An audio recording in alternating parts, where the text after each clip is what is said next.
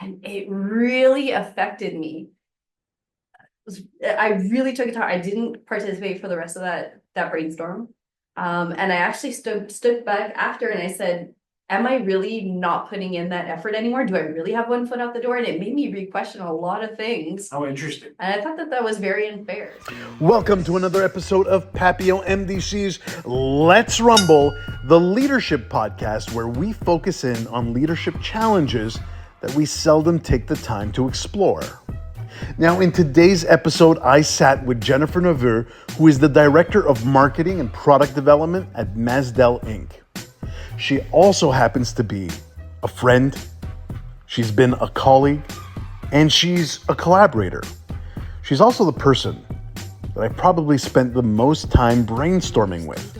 And somehow, we've always found ways to turn our brainstorming sessions into magic, which got us curious.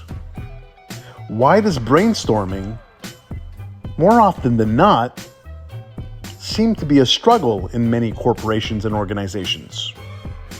Why doesn't everybody tap into that magic?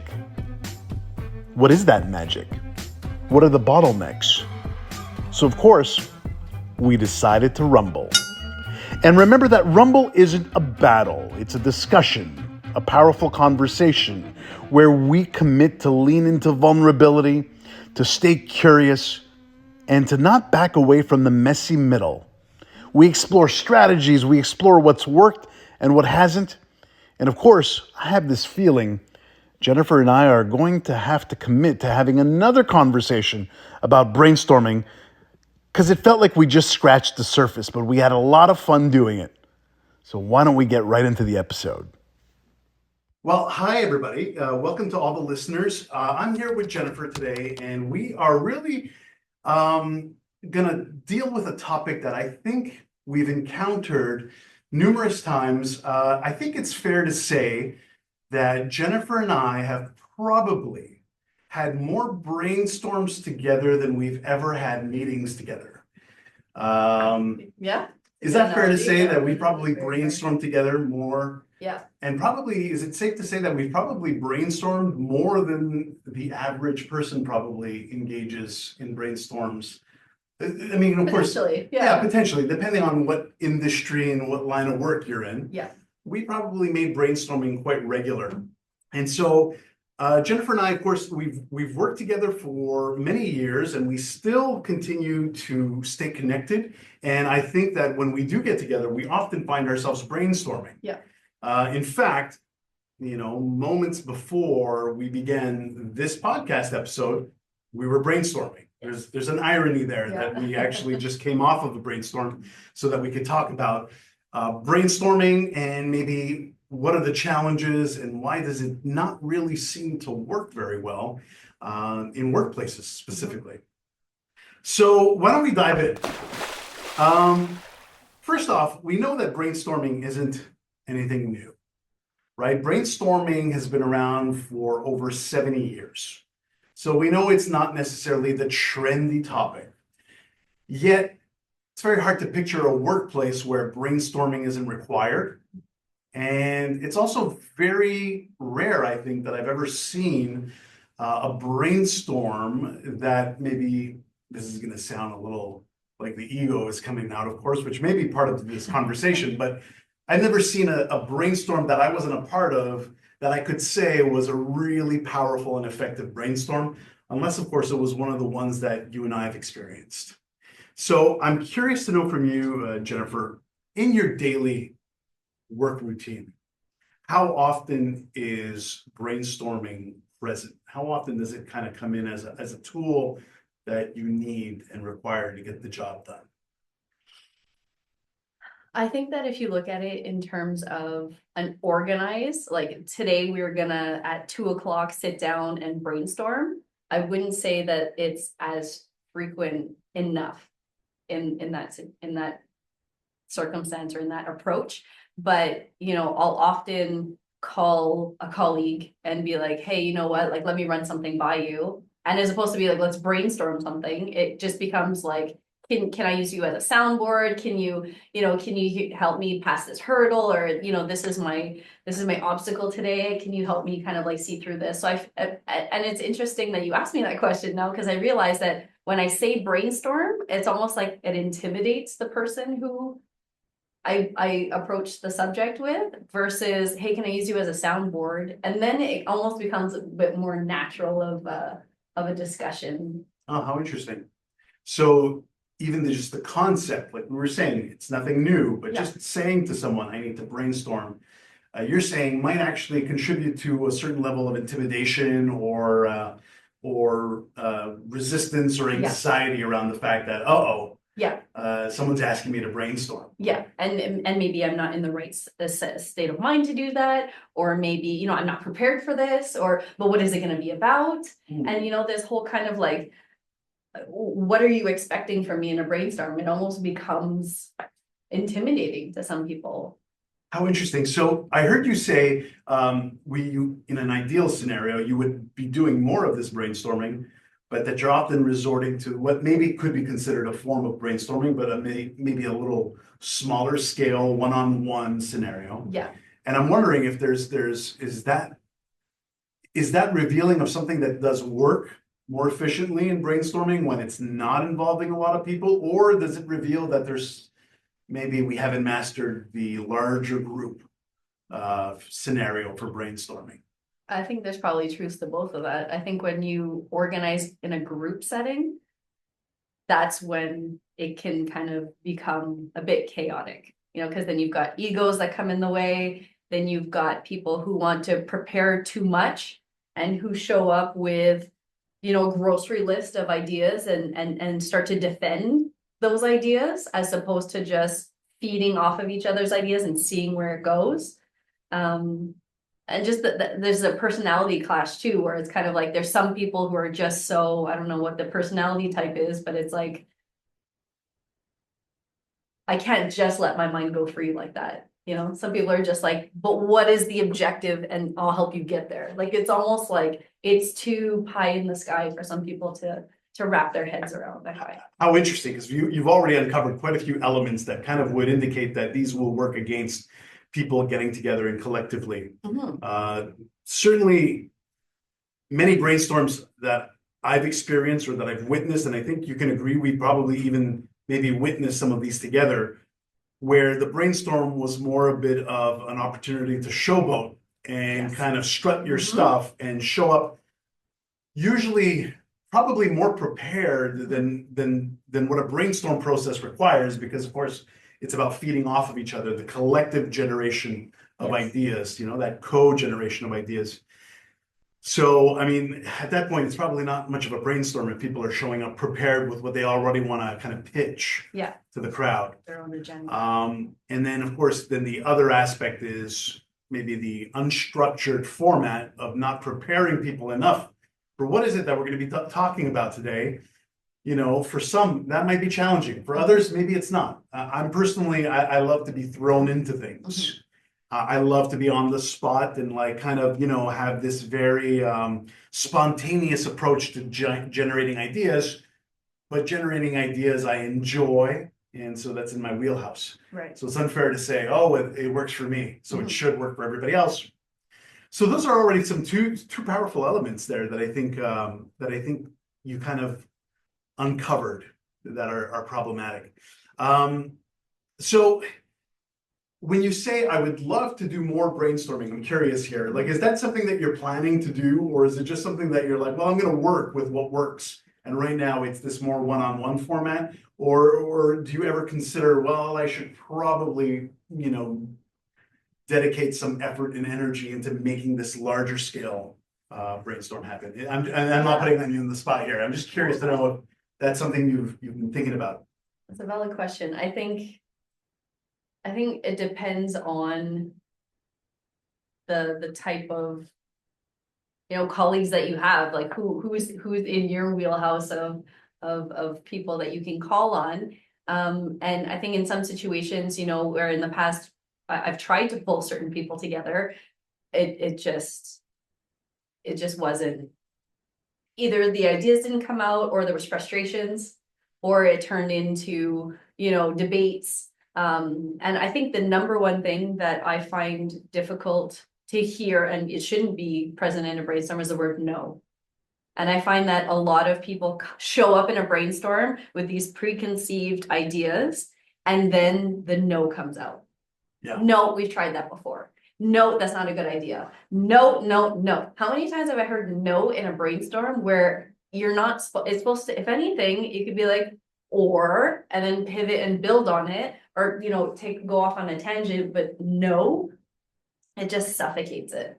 And it's almost like, then how do you reanimate it? How do you get people, participating again? And I think that also speaks to the person who's leading the brainstorm. And that's also, I think, a skill in itself that, Yeah, absolutely. I think the facilitation is probably underrated. I think people think that, the brainstorm will kind of organically flow well and have people kind of participating. And you're right. I think the no in a brainstorm is surefire way of basically bringing it to a close, or at least shutting some people down. And I think we've even witnessed those kind of brainstorms when we heard no, or someone's idea was shut down in such an aggressive, abrupt, and direct manner. Yeah, that I don't think they interacted for the rest of the brainstorm. And in fact, I don't think they ever showed up quite the same ever again. Yeah. And you can sense that energy. So when you sense that people are shutting down or retracting, or their eyes are down, then it almost becomes, well, why continue? Like at this point, maybe you pause it and you come back another time, or you regroup or you reshift. But unfortunately, there are situations where you just know from past experience that type of personality or that type of ego, unless you ask them for something more definitive, they're not going to show up in a brainstorm the way you'd like it to, the way it's defined to be. Yeah. And interesting you should say that, because when you say how it's defined to be, right? So this was created by one of the fathers of brainstorming. In fact, he's referred to as the father of brainstorming. His name is Alex Osborne. I think it was Alex F. Osborne. Now, I just mentioned Alex F. Osborne, and I thought I would pause the episode to tell you just a little bit more about him. Now, Alex Osborne was an American advertising executive, and he is indeed the father, the author of this creative technique that's become known as brainstorming.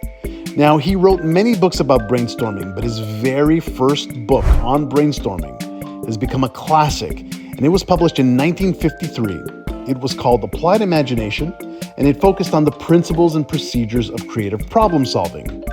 It's in this book that he first coins the concepts of brainstorming and group ideation and introduces it to the world for the very first time. He also speaks about his 4 principles of brainstorming, along with rules, the do's and don'ts, the things that will either enhance brainstorming or will work against it. Anyhow, you're a Google search away from finding out more. You may consider purchasing that copy of Applied Imagination. Anyhow, let's get back to the episode. And actually, one of the rules that he had to make sure that the brainstorm works well is that no one should be judging or shutting down the ideas of others. This was kind of like one of those rules that he said, you will not achieve the process you're looking for if this happens. And yet, it's a difficult challenge for some not to shut down an idea. And there's a difference, I think, between, expressing a concern that you have with somebody's idea, or maybe expressing that something similar has already been attempted and shutting them down. I think shutting them down makes the person feel like they're not worthy. It was a bad idea. It's personal. So it's like that, and even though we always say, it's about your idea and not about you personally, I think it's hard not to take it personally. Yeah. Especially if there's different hierarchical levels in the meeting as well, right? Like if it's someone who's above you title wise, right, then you might take it even more personally, because now, well, this person, has authority over me and they're telling me no, or they're telling me that my idea is not good. How does that reflect on me potentially outside of the meeting as well? So I think there's all these question marks that go through. But I'm curious what your thoughts are on, if one of the founding points of a brainstorm is to not say no or to not shut down ideas, should the brainstorm open with a code of conduct? Here's how we show up today. Do you think that would help, or already people would become defensive? I think that's a really great point that you bring up, because I think you kind of hinted at this before. I think a brainstorm without leadership or facilitation will likely, go its own way. It might veer off in a direction that you don't want, right? You're not going to get the flow that you want. Did I say something? My brain can go. Now, whether you are listening or watching, you're probably wondering what just happened. And we didn't edit this out for a reason. And that's because this was plain old fun. And we'll talk about that a little later, but having fun is also one of those components that we believe is important. If you're going to have people coming together to brainstorm, there has to be a component of fun. And so Jennifer often has this tendency of breaking off into song, mainly in her mind. And of course, I know that very well. We've done that 1,000 times before.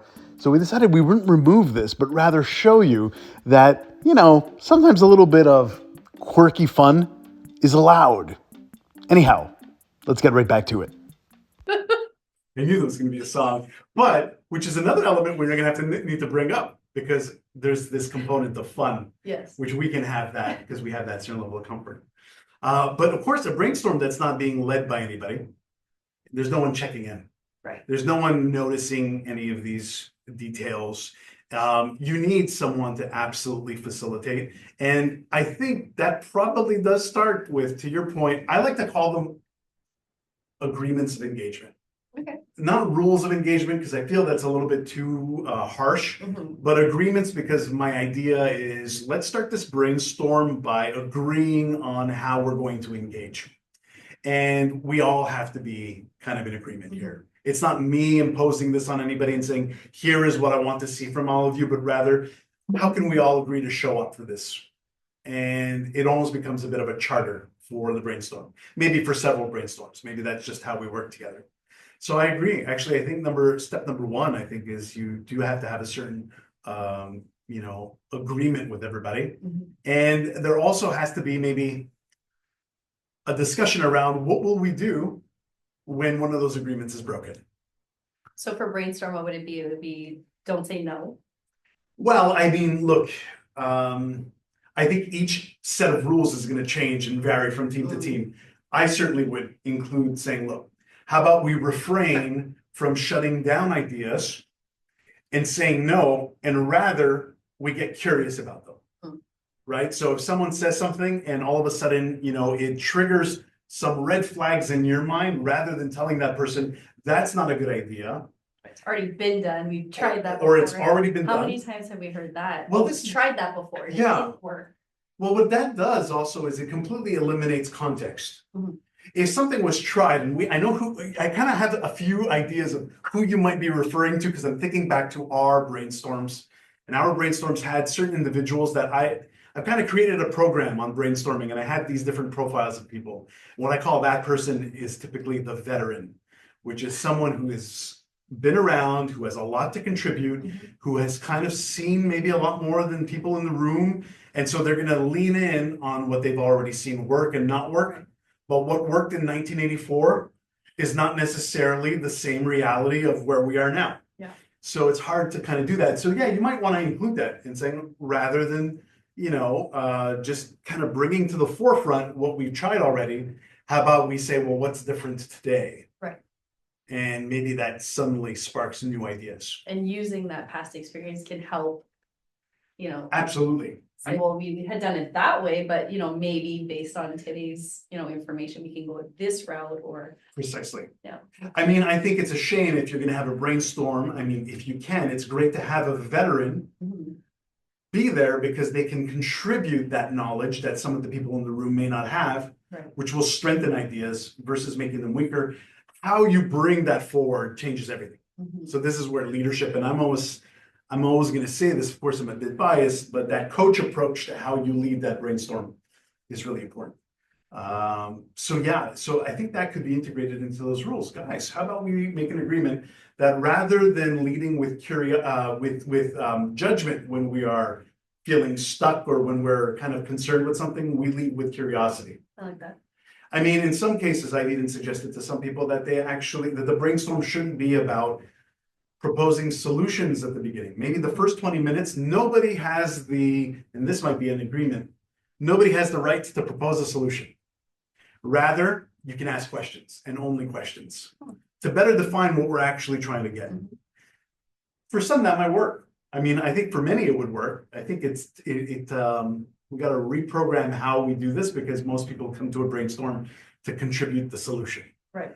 And their minds can't help but think of solutions, even while somebody else is speaking, which also is not very helpful in a brainstorm. If you're thinking about what you want to say versus listening, then that's probably not helping things move forward because you're just limited to your own thoughts. Right. Which I find, and that goes to active listening as well, right? Like that's something that I've seen in brainstorms as well, that like they're so caught on what can I say next to sound smart, or how can I contribute to what this person is saying, that they're not actually receiving what the person is saying. So how often were they like, I just said that? Yeah. Or what, I said that 10 minutes ago. Yeah. Or, you know, or the two people are arguing about the same point from a different kind of a slightly different perspective, but ultimately they're arguing about the thing they agree on, which is kind of ridiculous when you take a step back, but when you're in it, you don't always realize you're doing it. I'm sure I've done that a million times myself. Yeah. Right. Which I guess the leadership portion is coming in and saying, I think we're on the same page here, right? And what I hear is you're saying this and you're saying that. And yeah, I mean, to me, the leadership has to begin even before the brainstorm. You need to consider your crowd. Are these people that I'm inviting going to be comfortable with not knowing what this is about? And I prefer to think that typically people like a little bit of a heads up. Like, what is this about? And can I have a little bit of time to think on my own before I show up and the spotlight's on me? I think that can be quite intimidating. And I think the leadership starts there. If you are the one that is leading this, then maybe you need to give those people the heads up, what you're expecting of them. Maybe those rules, if there are those agreements have already been established, maybe you can remind people. Plant the seed ahead of time. Yeah, plant a little seed. I prefer to plant a seed. If you know that your audience, if you know that these three people that you're inviting actually just like to be thrown right in or are very comfortable, maybe you might, have that foresight to say, no, you know what? This is going to be fun. Guys, I did not want to give you an idea what this was about because I want the ideas to be very natural and in the moment. I didn't want a preparation for this one. Rarely do I think people prepare for a brainstorm. I think they prepare by inviting people. I think they prepare by telling them like we're doing it here at this hour, but I don't actually think they go, or it'll be about this, but it's so vague and big and ambiguous that people are like, oh boy. Which is maybe why people show up with solutions. So you failed to prepare for your brainstorm. Right. And there are some psychological aspects that kind of get in the way during brainstorms. And one is the fear of evaluation. You fear that as you're in this room with other people, that what you are contributing is being evaluated. And we fear being judged or being seen as incompetent. And so, of course, that gets in the way because now you're like, either you're resistant to share in the first place, or when you do share, you're very concerned with how that was received. Like, did people enjoy that idea? How come that individual didn't say a word? That one was shaking their head yes, as though they agreed. What's going on? And now you're stuck in thinking about these things rather than allowing the ideas to flow. Yeah. It's interesting that you mentioned that because I remember at my young age, I think I was 21 or 22. Oh, just a few years ago. Just a few years ago. And we were at in a brainstorm setting. We were at a meeting and then we did breakout groups. And so I was with, Tom, Dick, and Harry. And the topic was to find ideas for retail promotions for back to school. So we sat in a circle, we huddled, and there were sales involved, and there was, a couple other departments in my team. And I shared an idea. And it was very vague. But I thought, I said, is there something to be done with this theme? And as opposed to it being received as like, okay, let me try and build on that for a second. Like it's a bit of a left field, but okay, and you're trying to run with it. I basically was looked at by a gentleman who was well into his 70s and basically said like, and it goes like just a bit of context. I had said that I was going to be leaving the company a week prior, right? So he goes, well, shows that you got one foot out the door there. Wow. And it really affected me. I really took it to heart. I didn't participate for the rest of that brainstorm. And I actually stood back after and I said, am I really not putting in that effort anymore? Do I really have one foot out the door? And it made me re-question a lot of things. How interesting. And I thought that was very unfair. Well, look, I'm gonna share my opinion without knowing the context and having been there, but it sounds like it was a little bit of a shot at you rather than being something that was productive and kind of was contributing to the conversation in a positive way. Mhm. And then it made you question yourself, which is unfortunate. Right. Which is maybe why the facilitator actually has to have a bit of an active role in ensuring that, these kind of cheap shots aren't taken, because then it's not about the ideas anymore. Right. It's about It maybe gets personal. displeasure that you're leaving. Maybe there was something behind that. Maybe there wasn't and it just came out wrong, but Right. it sounds like there was. Or you interpreted it that way. Yeah. That's the way it felt. It injured you, right? But I felt like I was being evaluated in that moment, and then I just completely shut down. So I think that's something to take into consideration too, when there are generational gaps in your teammates as well, to make sure that you're helping. I mean, you can have a super confident 20-year-old and someone with a shy ego at 50. It doesn't necessarily mean the older you are, the more confident you are, but let's make sure that we're not killing, stifling, people's sharing of ideas because they're afraid to be judged. Right. For the next time around, right? Yeah. And you bring up a good point, because I think, unfortunately, sometimes people aren't even aware as to why they've been invited to a brainstorm. And what will happen with someone that, let's say, well, look, someone who takes a bit of a cheap shot and says something that sounds like it was meant to injure, well, that's a whole different thing. But the veteran, let's say, that's been, trying to kind of, contribute their experience and their do's and don'ts, chances are they're just trying to help. But it's often perceived as someone that's just trying to be difficult, or that is trying to injure or shut down the ideas of others, like the younger folks who maybe, this is a bit of a blanket statement, are bringing more controversial, abstract, innovative ideas to the table. Rarely do we explain that there's value from having people with experience, and we certainly don't want people labeled as, oh, that's just the person that's going to keep repeating what we've already done. And I don't need a history lesson. I just want someone to listen. And so, who you invite, maybe there's room for sharing why certain people have been invited. That's fair enough. So that there is that understanding, and why you're maybe bringing in, younger employees with older ones, and people maybe even from completely different departments, so that they can maybe bring a perspective that is unlike anybody else in the room who is very close to the matter at hand. So it's interesting, because you can see how much preparation I think is needed. And it's interesting how you shared an example where you felt shut down. I myself am not the personality to be shut down in a brainstorm. I will pump out ideas and pump out ideas. And I actually feel that that's actually a different profile of person that actually we can often have in our brainstorms. I call that person the generator, like a gumball machine of ideas. And so it's hard to get that person to shut down, because they probably won't even notice that someone took a shot at them, because they're just so busy trying to pump out ideas. Usually, like, you didn't like that one, here's another one. Yeah, here's another one. Exactly, because they could just generate so effortlessly.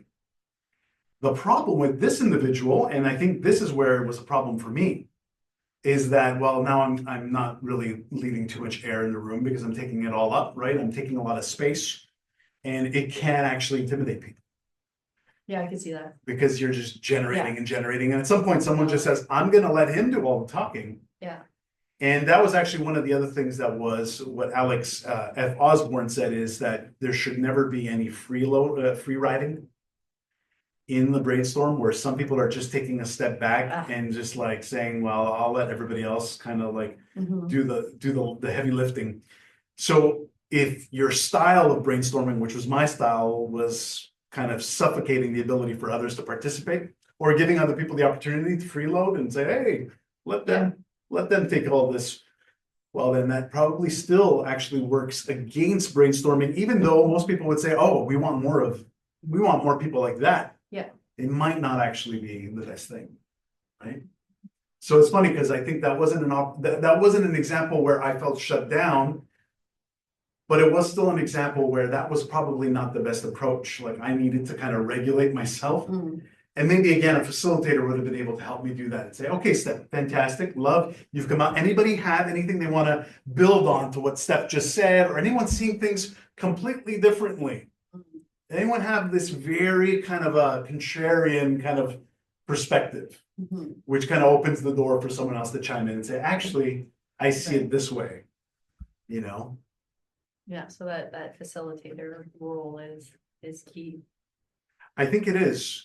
And I think it's even more important today when we have hybrid kind of working conditions, because again, we know what happens to the people who are online.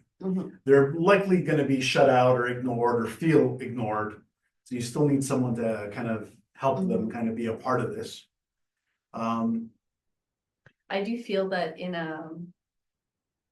I still do strongly believe more in group brainstorms in person than online. You know, I've been in situations where, again, don't call it an organized brainstorm. It just kind of turns into, you know, kind of like an idea session, a spin-off from a conversation that we're having.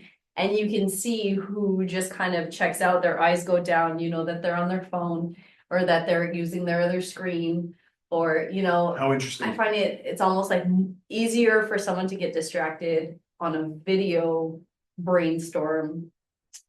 Yeah. From my experience, and maybe because I haven't taken on that role of, you know, facilitating as much, or, you know, calling on those people, I just kind of, oh, well, she's checked out, you know, how interesting. We lost that one. Yeah. So, but maybe it is for that person to say, hey, I'd love to hear from you. Yeah, well, maybe to your point, maybe it's in some cases, it's not the best environment to have some people who have temptations and distractions, maybe very available to them. Of course, the cell phone. Distractions. Now, here's the challenging thing about cell phones, because what we've seen is we've been in maybe not just brainstorms, but even meetings where the rule at the beginning was, hey, everybody, how about we make it a point not to go on our cell phones, not to check our emails on our laptops. And it's happened to us before where the very person who stated that rule, who was in a position where they could maybe get away with this, were the first people to like kind of go on their phone and check something. Oh, I got to take this. Sorry. Yeah, guys. and actually leave the room. And actually leave the room, which certainly that very disruptive. They leave the room. Now they return later. What did I miss? What did I miss? You need to bring them back up to speed. Now they start bringing challenges to the idea because they weren't there for the discussion. Yeah. But I've read that even, of course, taking the cell phone, and this is a good strategy here because what we're doing is we're actually using the cell phone as the camera to film this. So we don't have to worry about the distraction because they're very far away. But they say that even taking your device and either putting it away or shutting it off does not eliminate the distraction, because if your mind is still thinking about the potential for messages and emails coming through, then you're still somewhat distracted because you're not getting access to it now.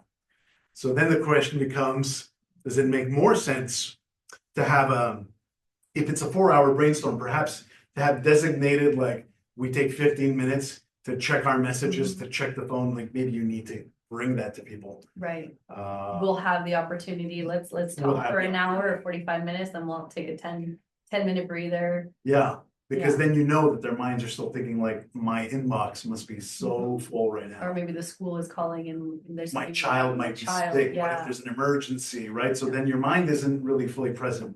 So you see what a complicated thing it is versus what most would think, well, what, you just bring people together and ask them to kind of contribute, right? Right. But then Which is there's, maybe why we take the easy road out in terms of the people who we know we best yeah, generate ideas with. And yeah, you know, like in our case, it was when we were working on product and we had a trip coming up or we had something, you know, specific, we would sit there and just, you know, pie in the sky. I remember before every trip to Asia, we would sit together and it would be Yeah. the what if, the what ifs, remember? or the blue skies, we Or used the to call it, blue yeah, skies, yeah. What if we could make this pen, you know, do X, Y, Z? that's right. And we didn't have the answer. You know, some of our colleagues would have said, well, no, we can't do that because I know X, Y, Z.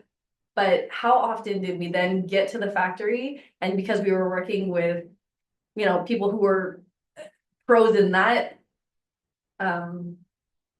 aspect, discipline, that then you turn around and here you go, this is what you asked me for. And no one would have asked that question had we listened to, you know, Tom, Dick, and Harry who said, no, we tried that before. No, that'll never work because that type of plastic, you know. Instead, we said, what if? And we let the right person answer the question. In this case, the engineer at the factory. Yeah. Now you've got me thinking, I wonder how many people only use brainstorms to generate ideas or solutions for problems when there's a crisis, versus maybe also using brainstorms when you want to be in that what if blue sky space and just say, like, we don't have the pressure of a crisis right now, but this will help us think of strategies moving forward, or this is the opportunity. And I think personally, those are the more enjoyable brainstorms. Yes. But it's interesting because, of course, a crisis is hard to manage. And now when we're demanding ideas and solutions from people, it's probably going to make things more difficult rather than really having everybody kind of show up. And so the expectations are very important to be kind of clarified.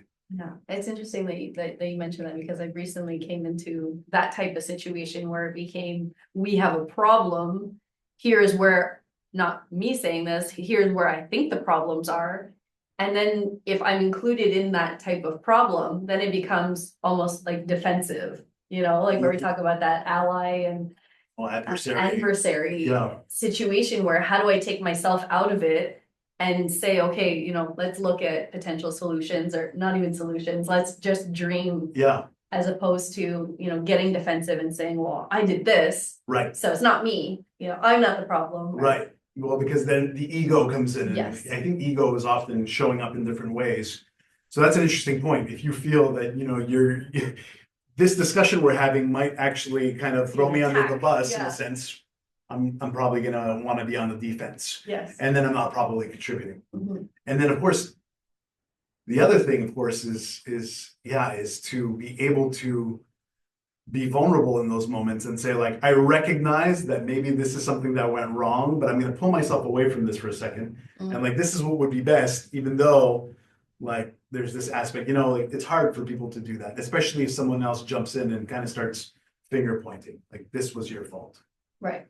You know, very challenging. I guess it's also challenging to know who to bring into these kinds of meetings, specifically in the more touchy ones, like the ones where it's a crisis, because I feel what people do is they will resort to inviting those who are probably going to confirm the way they already think in similar patterns, or that will lift them up. And I think it's good to have people like that. You know, I consider you one of those people for me. When I think of you in a brainstorm with me, I consider you my cheerleader.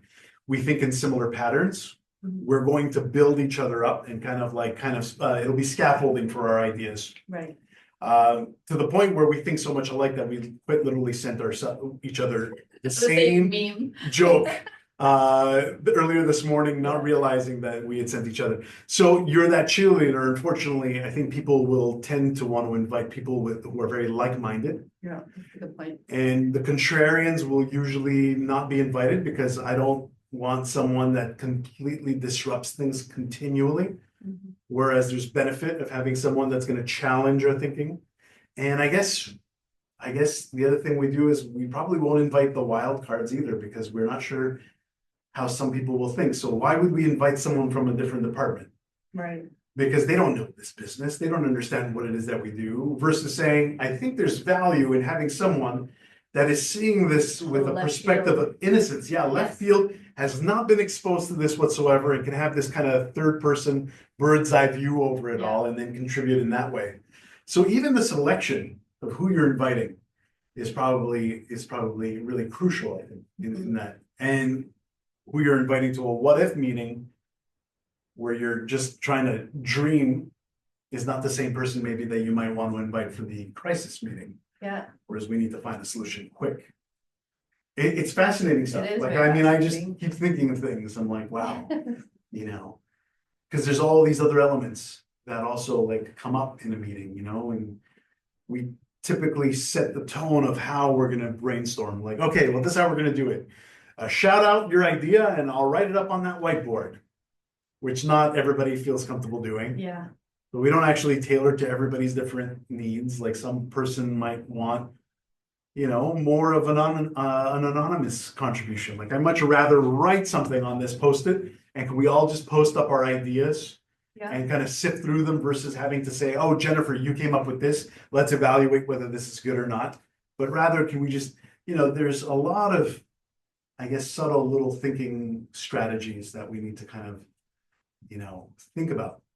Because there are things like even production blocking, or cognitive interference, where I'm sitting in this room and because the way we're sharing our ideas is one person stands up and speaks, that's preventing me from thinking of my own ideas, or my thinking is very narrow now, or I've been influenced. So that person shared this idea, and so my idea now is going to be very closely linked to that. Biased. So many different aspects, that who realistically thinks of this stuff, before you actually have that brainstorm. Probably not too many people. No, and I think that's why a lot of people are intimidated by it or shy away from it or see it as too much work, or that's why they turn to the person who they can best feed. Yeah. Match their energy levels, match their right. personality type. It'll be easier, right? Yeah. This is the easy way out. Yeah. And at the end of it all, we'll all pat each other on the back and everybody will be happy. How interesting. So now we've already spent quite a bit of time on this, and I almost feel like we could probably continue on and maybe even have another episode on this topic alone. But before we go, what do you think? Because when I think of the way you and I used to brainstorm together, whether it was you and I alone or you and I and we invited other people, there was a certain type of magic. Like it just worked well. We didn't have to think about any of these elements probably that we just brought up. It just worked somehow. And somehow we must have influenced the people we were inviting because those meetings worked regardless of who was there. I'm just curious, what do you think that magic was? What do you think that secret sauce that we had was? And I'm not suggesting that people need to find this secret sauce, but I am just curious to know what you think maybe we did so right.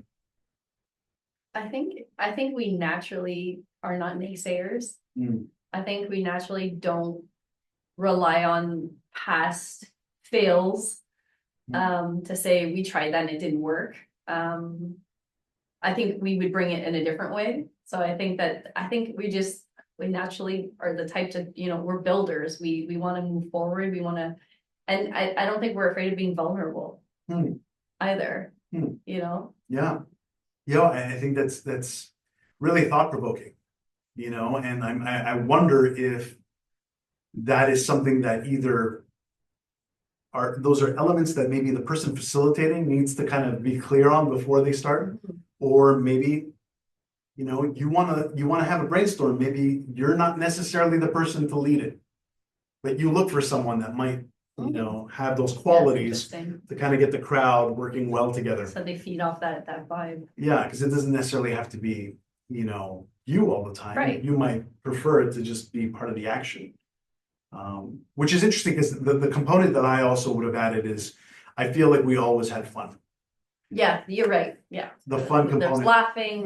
We enjoyed it. Well, you broke into song before. I mean, we started already. That's so typical of us, right? Yeah. And I think it does lead, I understand that a crisis isn't always the ideal scenario to start, but at the same time, what's the alternative? Panicking is probably not going to get people to contribute, No. kind of maybe using humor, leveraging humor a little bit, or at least just releasing a little bit of the tension might actually be a good tactic. So Interesting. Yeah, and why wait for things to go wrong before you Right. generate those ideas? I think you said it before, like, how do we do it on a more regular basis? Because then that's how you get better at it as well, right? So maybe the first one will turn out right. Yeah. Or it might be a bit discouraging, but then maybe even just acknowledging it in the moment, like, it seems like we've taken a little bit of a turn here, like, maybe next time we attack it this way, and so that makes sure that the team doesn't get discouraged or doesn't feel that they're gonna be left out the next time around, or. Yeah, and maybe, I guess, checking in with everybody to see how they felt about a specific brainstorm. And how you could adapt for. Yeah, how did that work out for you? What worked well and what didn't work well? What should we do 10% more? What should we try 10% less of the next time? Yeah. Well, I think we really highlighted some interesting things here, like, because I think, from facilitation to leadership to who you select to maybe some of the elements that really will help things move forward, I think are really interesting. And I'm hoping that those who are listening here maybe hopefully have considered, if you're gonna go into the office, maybe this should be one of those initiatives. Like, I'm gonna actively try to make it a point to have brainstorms when we're all together. Yeah. To see if that could be something that works, and maybe all of a sudden people will actually enjoy, having that quality time collectively working together towards things. So I thank you, Jennifer. Thank you for being here. me. And I have a feeling we're probably gonna have more of these in Yeah. the works. I feel like Brainstorm some new we'll topics. brainstorm, or we'll brainstorm what the next topic on brainstorming should be, but or new topics altogether. All right. Well, thank you. Have yourselves a good one, everybody. Bye. Bye.